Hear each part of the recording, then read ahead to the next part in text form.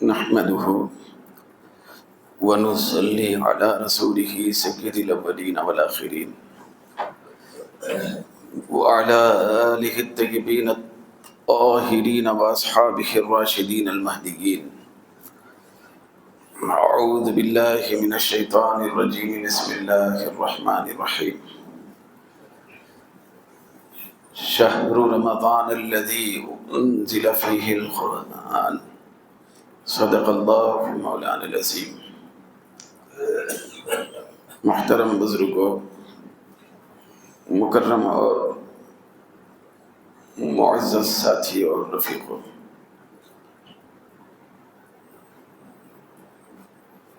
سورۃ البقرہ کی ایک آیت مبارکہ کے ابتدائی الفاظ بھی آپ کے سامنے تلاوت کرنے کا شرف حاصل ہوا ہے، جن کے اندر اللہ رب العزت نے قمری اعتبار سے، چاند کے لحاظ سے، جس مہینے کا 9واں نمبر ہے، 9 نمبر، وہ اس متبرک مہینے کا بطور خاص ذکر فرمایا ہے، جس کو ہم رمضان المبارک کے نام سے جانتے ہیں۔ ہم لوگ اچھے طریقے سے واقف ہیں کہ مستقبل آئندہ چند دن کے بعد اللہ رب العزت کے فضل و کرم سے ہم سب ماہ رمضان المبارک میں داخل ہونے کی سعادت حاصل کریں گے۔ قرآن مجید کے اندر بطور خاص کسی مہینے کا لفظ استعمال کرتے ہوئے اللہ رب العزت نے اس کی شان نہیں بیان فرمائی۔ کئی مہینے ہیں، اس سے ہٹ کر اور دیگر 11 مہینے ہیں، مگر کسی مہینے کا نام قرآن مجید کے اندر نہیں آیا۔ جہاں تک رمضان المبارک کے مبارک مہینے اور مقدس مہینے کی بات، تو اللہ تبارک و تعالی نے رمضان المبارک کا لفظ قرآن مجید کے اندر بیان فرمایا، ماہ رمضان کا خصوصی ذکر فرمایا۔ خاص طور پہ وہ لفظ قرآن مجید کے اندر آیا ہوا ہے جو آنے والے مہینے کا نام ہے۔ سورۃ البقرہ کے ان کلمات میں بس اس مہینے کا ذکر نام کے ذریعے سے کیا گیا ہے، پھر اس کے بعد آگے الفاظ میں اللہ رب العزت نے یہ جو آنے والا مقدس ترین مہینہ ہے ماہ رمضان، تو اس کی شان بھی بیان فرمایا ہے۔ ایک تو رمضان المبارک کے مہینے کا نام بھی آیا ہے، پھر اس کی شان بھی آئی ہے۔ چنانچہ اللہ رب العزت کا ارشاد ہو رہا ہے کہ شہر رمضان الذی انزل فیہ القرآن۔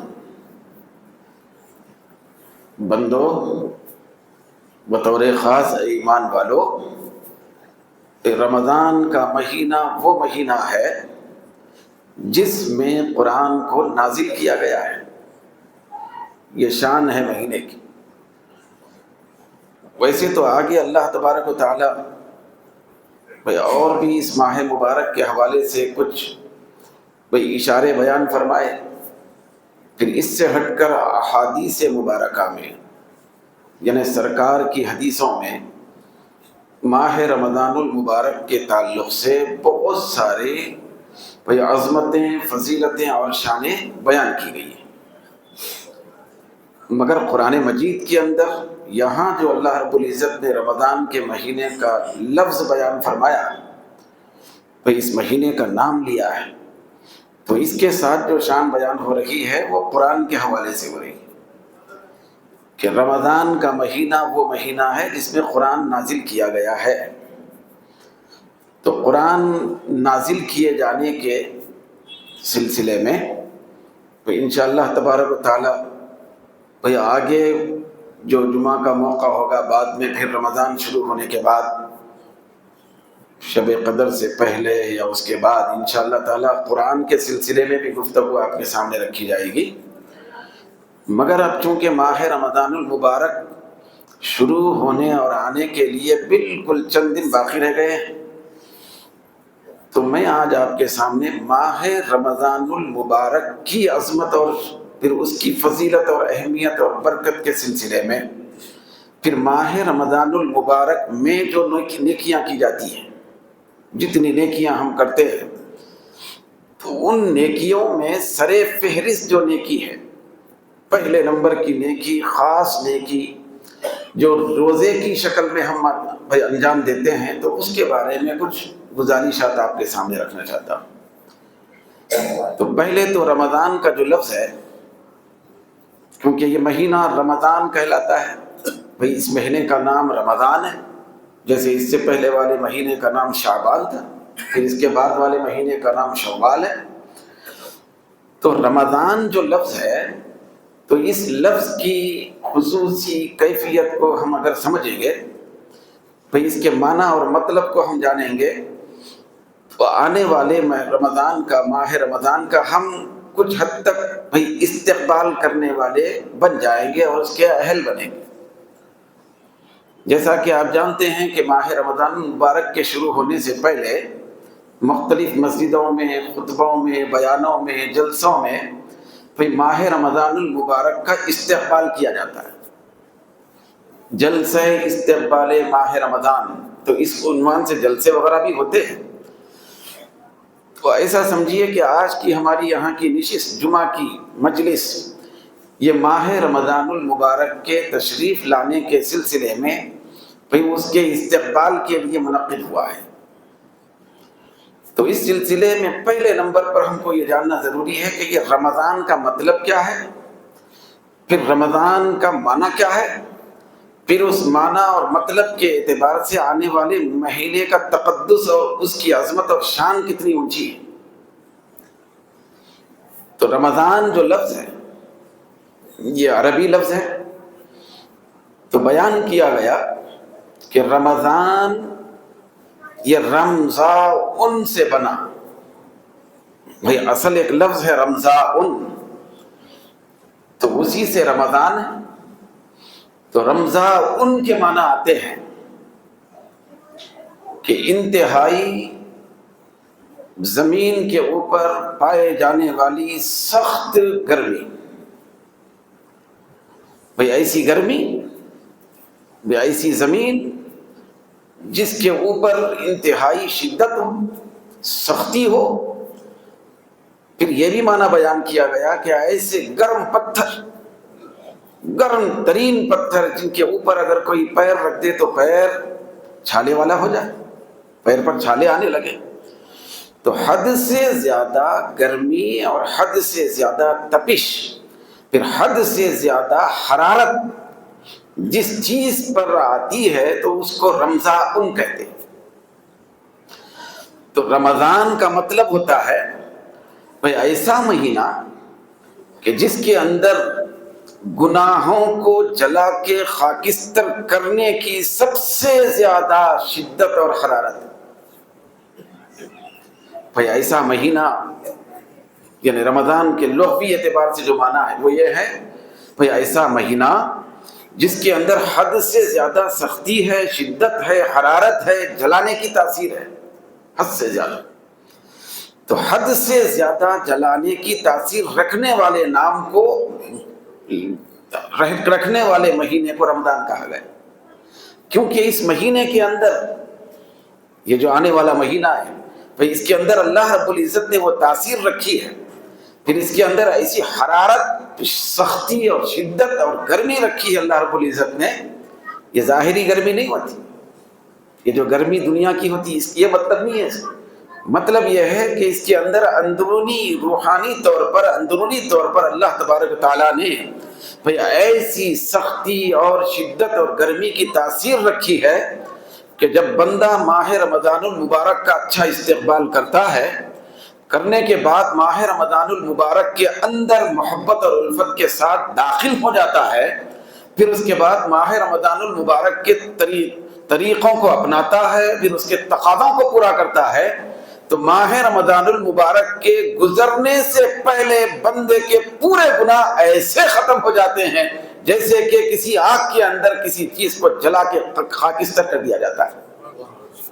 بھئی ذرہ برابر گناہ کی تاثیر، گناہ کا اثر، پھر اس کے اثرات بھئی اس ماہ مبارک کو صحیح گزارنے والے کے اوپر باقی نہیں رہتے، گناہ جل کے خاکستر ہو جاتے۔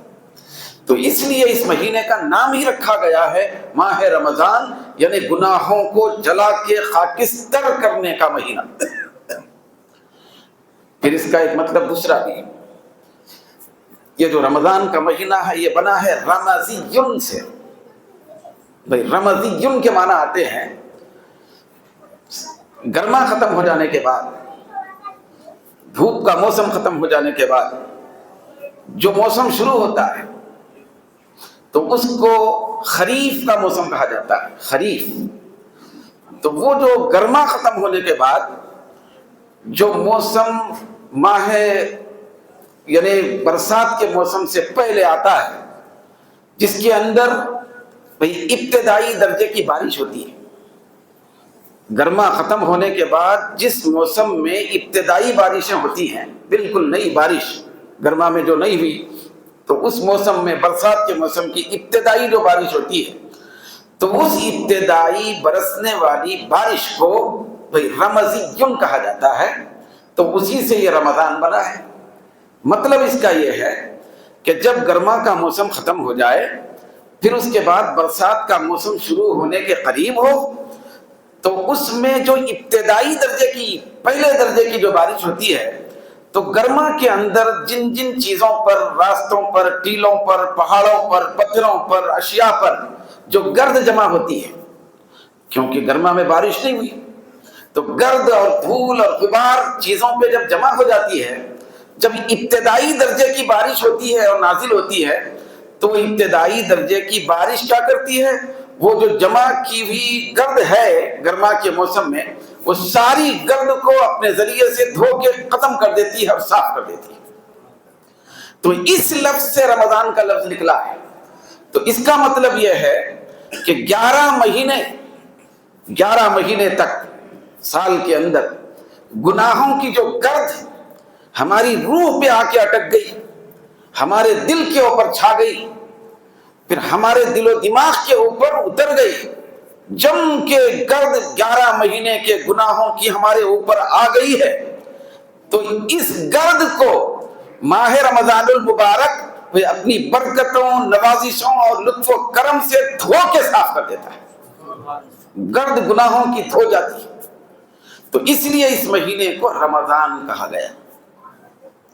بھئی ایک تو یہ ہے کہ یہ مہینہ گناہوں کو جلاتا ہے، جلا کے ختم کر دیتا ہے، تو اس لیے اس کو رمضان کہا جاتا ہے۔ دوسرا مطلب یہ ہے کہ ابتدائی درجے کی بارش جس طریقے سے دھول غبار وغیرہ کو دھو دیتی ہے، صاف کر دیتی ہے، تو ماہ رمضان بھی 11 مہینوں کے گناہوں کے غبار، پھر دھول اور گرد کو دھو کے صاف کر دیتا ہے۔ ماہ رمضان المبارک گزرنے سے پہلے بندے کے گناہ پورے کے پورے دھل جاتے ہیں، تو اس لیے اس کا نام ہے ماہ رمضان، یعنی گناہوں کے میل کچیل کو، گناہوں کی گرد و غبار کو دھو کے ختم کر دینے والا مہینہ۔ پھر یہ جو رمضان کا لفظ، تو رمضان کے لفظ کے بارے میں یہ بھی آیا ہے، حدیث پاک میں بھی موجود ہے کہ رمضان بھئی ایک تو یہ ہے کہ یہ مہینے کا نام ہے، 12 مہینوں میں سے ایک مہینے کا نام ہے، چاند کے حساب سے قمری مہینہ ہے، اس کا نام بھی رمضان ہے۔ دوسرا یہ بیان کیا گیا، سرکار فرماتے ہیں کہ رمضان یہ اللہ تبارک و تعالیٰ کے ناموں میں سے بھی ایک نام ہے۔ رب العالمین، خالق دو جہاں، معبود برحق اللہ رب العزت کا بھی ایک نام ہے۔ بھئی اللہ تبارک و تعالیٰ کے جو نام ہیں، جیسے رحمان اللہ کا نام ہے، بھئی رحیم اللہ کا نام ہے، غفار اللہ کا نام ہے، ستار بھی اللہ کا نام ہے، کریم نام ہے، جبار نام ہے، ودود نام ہے، اس طرح بہت رؤوف نام ہے، بہت سارے نام ہیں اللہ رب العزت کے۔ تو من جملہ ان سارے ناموں میں سے بھئی ایک نام اللہ رب العزت کا رمضان بھی ہے۔ بھئی اللہ رب العزت کا نام پاک بھئی ایک رمضان بھی ہے۔ تو ماہ رمضان یا شہر رمضان، تو اس کا مطلب ہوتا ہے کہ اے لوگو، یہ جو مہینہ ہے رمضان کا، ماہ رمضان جو آ رہا ہے، یہ ماہ رمضان یہ اللہ کا مہینہ ہے، کیونکہ رمضان اللہ کا نام ہے۔ ماہ رمضان کا مطلب رمضان کا مہینہ، مطلب اللہ کا مہینہ۔ تو یہ ماہ رمضان جو ہے آنے والا، اس کی نسبت اللہ تبارک و تعالیٰ نے اپنی طرف کی ہے کہ یہ میرا مہینہ ہے، اس کی نسبت میری طرف کی گئی ہے کہ یہ اللہ کا مہینہ ہے۔ بولنے کا مطلب یہ ہے کہ اے اللہ کے بندو، اے میرے بندو، یہ مہینہ آنے سے پہلے تم اس طریقے سے تیار ہو جاؤ، پھر اس طریقے سے اپنے قلب کو سدھارو، پھر اپنی روح کو سدھارو، پھر اپنے دل و دماغ کو بھی سدھارو اور پاکیزہ مطہر بنا لو۔ پھر اس ماہ رمضان کے پہنچنے سے پہلے تم اپنے آپ کو پاکیزہ بنا کر، دل کو پاکیزہ کر کے، روح کو پاکیزہ کر کے، دماغ کو پاکیزہ کر کے، نگاہوں کو پاکیزہ کر کے، تیار کر کے بالکل کمر بستہ ہو جاؤ۔ کیوں؟ اس لیے کہ جو آنے والا مہینہ ہے وہ اور مہینوں کی طرح کوئی سادہ مہینہ نہیں ہے، بلکہ یہ اللہ کا مہینہ آ رہا ہے۔ ذرا سوچو تو صحیح کہ اللہ کا مہینہ آ رہا ہے۔ جیسے کہ اللہ کا گھر ہے کعبۃ اللہ شریف، تو جب ہم کعبے سے قریب ہوئے، یہاں سے پلین میں بیٹھ گئے، کعبے سے کہاں جا رہے ہیں؟ اللہ کے گھر کو جا رہے ہیں، تو کتنی زیادہ ہماری تیاری ہوتی ہے، کتنی زیادہ ہمارے خیالات ستھرے اور صاف ہو جاتے ہیں، کتنا زیادہ ہمارا ذہن، پھر ہمارے تصورات، ہمارے خیالات صاف ستھرے ہم بنانے کی کوشش کرتے ہیں۔ کیوں؟ اس لیے کہ اللہ کا گھر آ رہا ہے۔ ٹھیک اسی طریقے سے اللہ رب العزت یہ تصور ہم کو دینا چاہتا ہے کہ اے ماہ رمضان کا سامنا کرنے والے بندو، ذرا سوچو یہ کون سا مہینہ آ رہا ہے، یہ اللہ کا مہینہ آ رہا ہے، تو آنے سے پہلے تیاری کر لو، نہ کہ آنے کے بعد۔ ہم احرام کہاں باندھتے؟ بیت اللہ شریف جانا ہے، بھائی اللہ کے گھر کی زیارت کرنے نکلنا ہے، تو ابھی تو بیت اللہ شریف تو دور ہے، مگر ہم احرام باندھتے ہیں گھر سے ہی، کبھی گھر سے ہی احرام باندھ کے نکلتے ہیں۔ بھائی احرام باندھنے کا مطلب یہ ہے کہ مکمل ہم اللہ کے گھر کی تیاری کر لیے، وہاں پہنچنے سے پہلے، وہ گھر آنے سے پہلے۔ ٹھیک اسی طریقے سے اللہ رب العزت فرما رہا ہے شہر رمضان الذی انزل فیہ القرآن، کیا اے بندو یہ آنے والا مہینہ یہ رمضان کا مہینہ یعنی اللہ کا مہینہ ہے، تو اس کے آنے سے پہلے ایسے ہی تیاری کرو جیسے تم بیت اللہ آنے سے پہلے تیاری کر کے نکلتے ہو۔ تیاری کرنے کا حکم، تو اسی کو استقبال کہتے ہیں۔ بھئی اپنی روح کو پاکیزہ بنانے کی تیاری، بھئی اپنے آپ کو توبہ کے ذریعے سے پاکیزہ رکھنے اور کرنے کی تیاری، پھر اپنے آپ کو بھئی عاجزی انکساری کا پیکر بنانے کی تیاری، بھئی اپنے اندر دل کے اندر سادگی پیدا کرنے کی تیاری، ہمارے اندر شرمندگی کی کیفیت پیدا کرنے کی تیاری، اس طرح روح کو غالب کرنے کی، دل کو صاف ستھرا کرنے کی، دماغ کو صاف ستھرا کرنے کی جو تیاری ہے، تو اس تیاری کو اپنانے کا نام استقبال ماہ رمضان۔ مگر ہماری زاویہ نگاہ الگ ہے، ہمارا انداز سوچ الگ ہے۔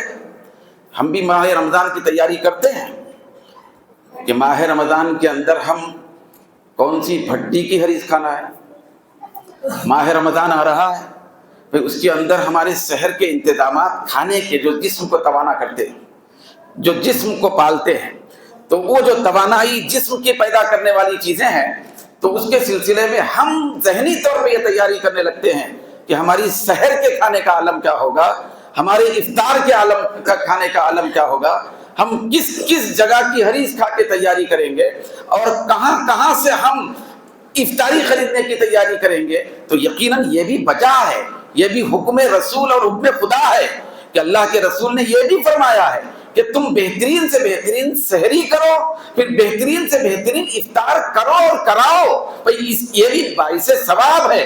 لیکن استقبال ماہ رمضان کا حقیقی جو پس منظر ہے، وہ حقیقی پس منظر یہ ہے کہ ہم اپنے دل کو صاف کرنے کی کوشش کریں، ہمارے روح کو پاکیزہ بنانے کی کوشش کریں، ہمارے خیالات کو صاف ستھرے بنانے کی کوشش کریں، توبہ کا زیادہ اہتمام کریں، دعاؤں کا زیادہ اہتمام کریں، پھر اپنے میں اتنا زیادہ مگن رہیں کہ جس طریقے سے ہم کھانا پانی چھوڑ کر روزہ رکھتے ہیں، اسی طریقے سے بے فضول کی ملاقاتیں چھوڑ کر، فضول کی بیٹھکیں چھوڑ کر اور فضول کی گپے بازی چھوڑ کر، پھر کلام اور گفتگو چھوڑ کر جہاں تک ہو سکے کلام کی پابندی، زبان کی پابندی، خیالات کی پابندی، پھر اس طریقے سے توبہ استغفار سے قریب ہو کر ہم جب اپنے آپ کو اس طرح تیار کریں گے تو اللہ تبارک و تعالیٰ کی بارگاہ سے ہمارے اوپر ایسا لطف و کرم ہوگا کہ ہم ادھر سے ماہ رمضان کا استقبال کرنے کے لیے نکلیں گے تو ادھر سے ماہ رمضان خود ہمارا استقبال کرتا ہوا نظر آئے گا،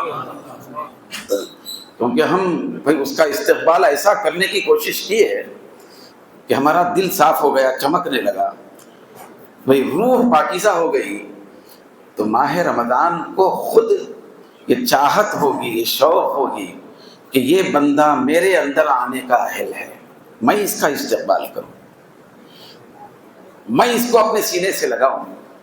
ایسا ہوتا بھی ہے۔ جنت کے بارے میں خاص طور پر سرکار نے ارشاد فرمایا ہے، حضور نے فرمایا کہ جنت اتنی بڑی قیمتی نعمت اللہ تعالیٰ کی، جنت کی چاہت ہر بندے کے اندر پائی جاتی ہے، ہر مومن کے اندر پائی جاتی ہے۔ اتنا زیادہ نعمتوں کا ٹھکانہ جنت۔ حضور فرماتے ہیں کہ بہت سارے لوگ، اکثر لوگ جنت کی خواہش کرتے ہیں، مگر اللہ کے کچھ ایسے بندے بھی ہوتے ہیں کہ جنت خود ان بندوں کی خواہش کرتی ہے۔ تو اسی طریقے سے دوستو، بلا تشبیہ و مثال، بہت سارے ہم میں سے ایسے ہیں جو ماہ رمضان کا استقبال کرتے ہیں، لیکن کچھ ایسے بندے بھی ہوتے ہیں پاکیزہ کہ جن کا استقبال خود ماہ رمضان کرتا ہے کہ کتنا پیارا بندہ ہے۔ تو اللہ کے حبیب صلی اللہ علیہ وسلم نے ایک حدیث پاک میں ارشاد فرمایا ماہ رمضان کے سلسلے میں۔ دیکھیے، یہ تصور ہمارے ذہن میں رہنا ضروری ہے، ابتدائی سبق ہے رمضان شروع ہونے سے پہلے ہم سب کے لیے۔ ایک ہے ماہ رمضان کی فضیلت، دوسرا ہے ماہ رمضان کے اندر کیے جانے والے جو اعمال ہیں ان کی فضیلت۔ ماہ رمضان میں ہم روزہ رکھتے ہیں، اس کی بھی فضیلت۔ ماہ رمضان میں جب ہم روزہ رکھتے ہیں تو افطار کرتے ہیں، اس کی بھی فضیلت۔ سحر ہے اس کی بھی فضیلت حدیثوں میں آئی۔ ماہ رمضان میں تراویح پڑھتے ہیں، قیام اللیل کرتے ہیں، اس کی فضیلت بھی ہے۔ ماہ رمضان میں تہجد پڑھتے ہیں، اس کی بھی فضیلت ہے۔ ماہ رمضان میں صدقہ خیرات کرتے ہیں، اس کی بھی فضیلت ہے۔ ماہ رمضان میں صبر بھی کرتے ہیں، اس کی بھی فضیلت ہے۔ ماہ رمضان میں خیر خواہی انجام دیتے ہیں، اس کی بھی فضیلت ہے۔ ہر وہ کام چھوٹا یا بڑا نیکی کی شکل میں جو ہم کرتے ہیں ماہ رمضان میں، ہر چھوٹے کام کی بڑی بڑی فضیلت ہے۔ ہر چھوٹی نیکی کیا بڑا بڑا ثواب ہے۔ بالعموم وہ ثواب بھی بیان کیا گیا۔ حدیث پاک میں آتا ہے کہ رمضان کے اندر کی جانے والی نیکیوں میں، پھر رمضان کے علاوہ 11 مہینے کی جانے والی نیکیوں میں زمین آسمان کا فرق ہے۔ دیگر مہینوں میں اللہ تبارک و تعالیٰ کی بارگاہ میں جب نیکیوں کا نذرانہ ہم پیش کرتے ہیں، نیکی جب کرتے ہیں تو ایک نیکی کا ثواب اللہ تبارک و تعالیٰ نے قرآن مجید میں بیان فرمایا، من جاء بالحسنۃ فلہ عشر امثالھا، جو بندہ ایک نیکی کرتا ہے تو اللہ تبارک و تعالیٰ اس کو 10 گنا ثواب دیتا ہے۔ یہ عام روٹنگ ہے، 11 مہینے یہ چلتے رہتا ہے۔ جو بھی ہم نیکی کریں، آپ نیکی کریں تو اس کے 10 ثواب ملتے ہیں۔ مگر جب ماہ رمضان آتا ہے، کیونکہ یہ اللہ کا مہینہ ہے، شہر رمضان کہا گیا، پھر اس کا تعارف قرآن میں خود اللہ رب العزت نے بیان فرمایا، تو یہ عام مہینوں کی طرح نہیں رکھا اللہ رب العزت، بلکہ اس کے اندر کی جانے والی عبادتوں اور نیکیوں بھلائیوں کا ثواب بھی حد سے زیادہ بڑھا دیا ہے۔ پروردگار عالم کے پیارے رسول فرماتے ہیں، رمضان میں جو بندے ایک نیکی کرتے ہیں وہ رمضان سے پہلے یا رمضان کے بعد بھی کرتے ہوں گے، اور کر رہے ہوتے ہیں، مگر رمضان میں وہی نیکی جب انجام دی جاتی ہے تو اللہ تبارک و تعالیٰ ایک نیکی پر 11 مہینوں کی طرح 10 گنا ثواب نہیں دیتا، بلکہ 70 گنا سے زیادہ بڑھا کر 700 گنا تک دیتا ہے۔ پھر یہ بھی طے نہیں ہے بھائی، اختتام نہیں ہے، یہ ختم نہیں ہے ثواب 700 گنا تک۔ یہ سرکار فرماتے ہیں کہ 70 سے لے کر 700 گنا تک ایک ایک نیکی کا ثواب ملتا ہے۔ یہ 70 سے لے کے 700 گنا تک کیسے ملتا ہے؟ یا تو 70 ہونا یا تو 700 ہونا، پکا طے ہو جانا تھا۔ یہ بندوں کے نیتوں کے اعتبار سے ہوتا ہے، بندوں کی اپنی کیفیت قلبی کے اعتبار سے ہوتا ہے۔ ہر بندے کی نیت، اس کی حسن نیت، اس کا اخلاص، پھر اس کی طرف، اس کی دیوانگی، اس کی سادگی وہ ایک جیسی نہیں ہوتی۔ تو اسی لیے اللہ رب العزت کے پیارے رسول فرماتے ہیں کسی بندے کو رمضان میں ایک نیکی کرنے پر 70 ثواب ملتے ہیں، کسی کو 100 ملتے ہیں، کسی کو 200 ثواب ملتے ہیں، کسی کو 500، کسی کو 700 تک ملتے ہیں۔ مگر قرآن مجید کے اندر دوسری نیکی کے سلسلے میں بیان کیا گیا، مگر روزہ بھی، پھر اس میں رمضان میں کے مہینے میں کیے جانے والے معمولات بھی، اس کے اوپر بھی وہ بات فٹ ہوتی ہے۔ اللہ نے فرمایا ہے واللہ یضاعف لمن یشاء، اللہ تبارک و تعالیٰ جس بندے کو چاہے اس سے بھی زیادہ دینے والا ہے۔ 700 گنا دیتا ہے، یہ لمٹ نہیں ہے آخری۔ اچھا 700 گنا کی اگر ہم پابندی رکھیں تو کیا ہمارا خدا 700 تک دے سکتا ہے، اس کے آگے نہیں دے سکتا؟ بھئی ایک نیکی کا ثواب 700 گنا دے گا، اس کے آگے رب العالمین نہیں دے سکتا؟ نہیں، اس سے آگے بے انتہا دیتا ہے۔ مگر تم ویسے بنو، نیکی میں ویسی نیت پیدا کرو، بھئی اپنے اعمال کو، اپنی نیکیوں کو اس طرح مزین اور انتہائی مطہر بناؤ۔ سرکار دو عالم صلی اللہ علیہ وسلم نے ارشاد فرمایا کہ ماہ رمضان المبارک میں، ماہ رمضان المبارک صرف ہم کو ہی نہیں ملا، پہلے کی امتوں کو بھی دیا گیا، ان کے اوپر بھی روزے فرض ہوتے تھے، مگر ہم کو بطور خاص دیا گیا ماہ رمضان المبارک۔ بھئی ایسا دیا گیا کہ سرکار فرماتے ہیں کہ رمضان کے اندر پروردگار عالم نے میری امت کو 5 ایسی خصوصیتیں عطا فرمائی کہ لم تعطہن امت قبلہا، کہ اس سے پہلے کسی امت کو رمضان میں ایسے خصوصیات نہیں ملے جو اس امت کو ملے۔ پہلی خصوصیت یہ ہے، سرکار فرماتے ہیں خلوف فم الصائم اطیب عند اللہ من ریح المسک۔ پہلی خصوصیت یہ دی گئی، پہلے کی امتیں بھی روزہ رکھتی تھی، مگر اس امت کی خصوصیت یہ ہے کہ یہ امت جب روزہ رکھتی ہے، روزہ رکھنے کے بعد اس کے منہ کی بو بدل جاتی ہے، بھئی عام بو کی طرح نہیں ہوتی ہے، بھوک و پیاس کی وجہ سے اس کی بو جب بدل جاتی ہے تو اللہ رب العزت فرماتا ہے کہ اس صائم مومن، روزے دار مومن کی منہ کی جو بدل گئی ہے بو، یہ میرے نزدیک مشک کی خوشبو سے زیادہ بہترین ہے۔ یہ خصوصیت صرف اس امت کو ملی۔